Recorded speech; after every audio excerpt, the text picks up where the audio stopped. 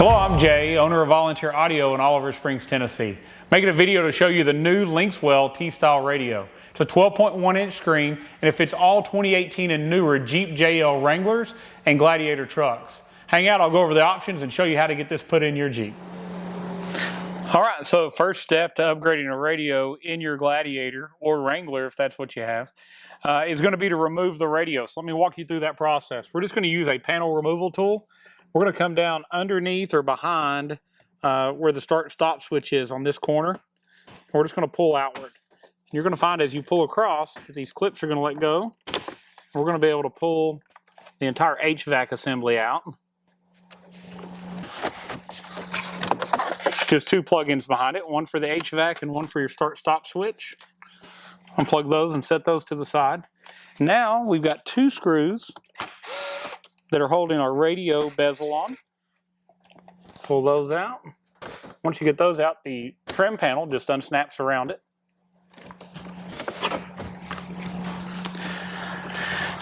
Now we have four screws holding a radio display in. So take these four out. This is actually the whole radio as well. Some vehicles have a separate tuner. So four screws. Now we're just going to unplug the various connectors. We have our satellite radio antenna, our FM antenna, our main radio connection harness, factory USB point, and our factory backup camera. So now we've got our radio out. Now, if you watched our previous video series, you saw us install in this same Jeep the upgraded Alpine audio system, and that's what this T-harness is to. If you did not have that, you would simply have one other connector here and all of this would be gone. This is going to be a little bit of a fight for us to get this into the dash. There's not a lot of room, so don't judge our wiring and how hard it is in this case to what it would be without the Alpine add-on. But I think it's going to be well worth the extra trouble to get it in. And I'm going to grab that radio and just kind of hold it up here in front so you can see how it's going to look in this dash. All right. So this is going to be our new display. As you can see, it's going to be pretty awesome. It's going to replace everything in the whole middle. And it looks like they leave you a lot more room than most to get your harnessing and everything in behind it. We're going to transfer our start-stop switch over to this panel, a bunch of clips, and get some mounts in place. Just hang tight and I'll go through the directions with you.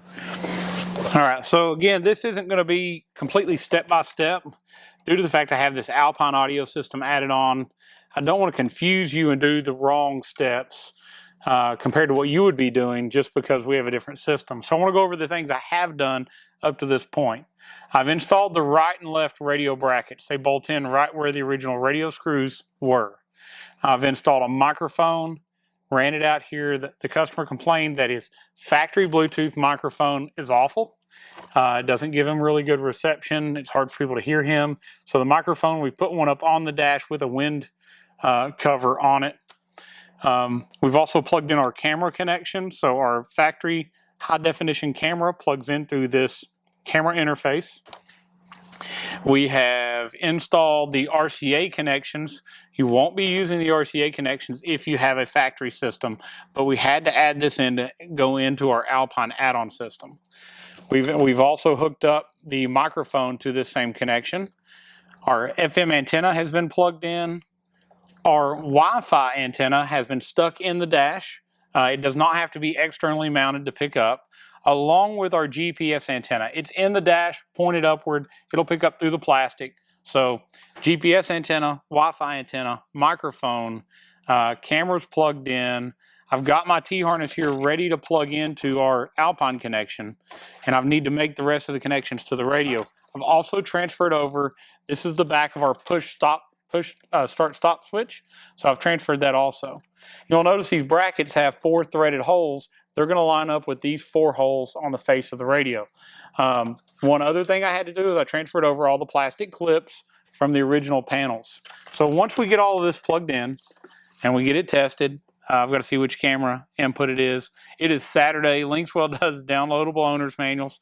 They're not available on the website currently, and I can't get a hold of anybody at Linkswell. So some of this is going to be trial and error today.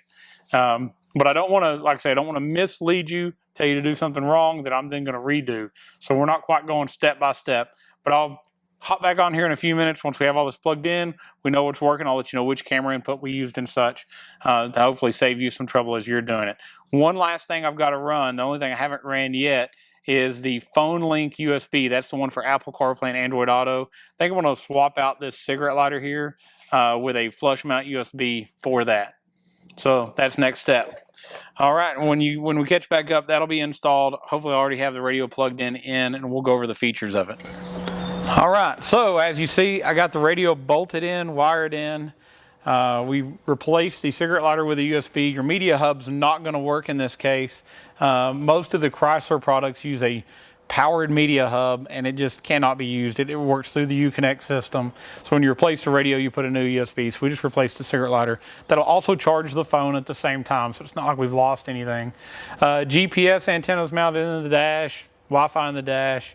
Microphone up here specifically because I want the driver to have an area where the wind's not affecting the mic, close to him. Normally we'd put it up in the upper A-pillar, but on a Jeep, it just doesn't make sense. A reminder, this is what the old radio looked like. And let's boot this thing on, and I want to go over some of the options and show you just how cool this thing really is, because it's pretty awesome. I'm going to close my door so it quits beeping at us. All right, let's let it boot up. So as you see, awesome Jeep background as we come on. This is made by Linkswell, so next it's going to pop up and say Linkswell.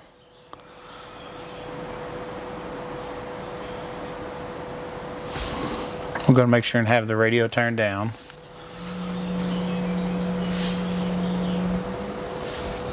All right, so here we are. We have currently have 2 doors open on the Jeep, which it's showing us. We have our FM radio on. If we wanted to, we could hit the home button. We could bring up our different apps, such as navigation. So we can bring up nav. So here's Google. I need to sign in because right now it's actually trying to use the internet. Oh, let's see if it's going to find where we're at. I'm not sure if it will or not. Looks like it has. Here we are in Oliver Springs. So here's a map showing where we're at. So our Google Maps is working. We could set a destination up here. And we could also plug our phone in and do Apple CarPlay and Android Auto, which would use our phone, the Google Maps, Apple Maps, Waze, whatever it is that you have on your phone. Climate control, I think this is cool. So now we have touchscreen climate control in this vehicle. If I hit auto, it's going to turn on. Actually, I don't have the Jeep on, so let me go to run. Now you'll see our climate control come on. AC now is illuminated. Our hazard lights is now a hard button. Volume up and down is a good hard button as well, but we can also do that on the screen. So we can turn it up and down from either one. We also can change our station from this knob. You can also use the arrows. So much that you can do, so many different ways. If I wanted to, I could hit the climate button and I could adjust the fan speed right here. I can also adjust the fan speed right here. So as you see, hard buttons for it. That way you don't have to necessarily fingerprint up the screen, but you could do it by touching the screen. Auto start stop. You can actually turn that on and off from a button here on the dash. You can go into the menu and leave it turned off as well, which is pretty cool because from the factory you really didn't have a way to disable that. Very, very nice radio so far. Everything works exactly as we expected it to. Bluetooth, we go to Bluetooth music. We're connected to Eric's phone, and it played Bluetooth. We've already been playing that, checking it out. So here's some copyright-free music playing, so I can show you that it does work. We're going to go through and reset the amp settings, the gain settings, now that we have our new radio installed, and we'll do that when we get off here. I don't know. I'll start it up, and we'll check out the backup camera and all that here shortly. Let's see. Let's start it up and see about that. I don't know what Jeep's going to think about us going into reverse. All right, look at there. That's an awesome picture. So I had to figure out, originally was it PAL or NTSC, which it was doing automatically. Now I can go in and I can select them and find the right one. This is actually the high definition signal. So there you have a high definition camera signal right at the back of our Jeep, automatically going to it when we go into reverse. Check out our white Jeep. Beautiful. I mean, I can't imagine anything being much nicer than this. The Alpine system's awesome. The Stinger High 10, we sell it and we love it too. But you cannot beat this look. Looks like we just went out and got that 2020 Wrangler with that limited and the waterfall screen. So, or the 2020 Ram, I mean, with the waterfall screen. Thank you for watching. I hope this answered some questions about the radio, about the things it can do. There's a few other cool things that you'll find if you go through the menus. I want to touch on one real quick. We can go to settings. I'm sorry, let me back up. We're going to go to apps. Go to apps and we can actually look at things like gauges. So we'll go to gadgets, gauges. So there's some different things that we can do here that, you know, it does tie to the data system. You'll see as we rev up, the RPM changes on it too. So it does have some vehicle communication. But overall, for what you're paying for a unit like this thing is phenomenal. I mean, you could barely buy the parts and put a regular 7-inch radio in for what this kit costs.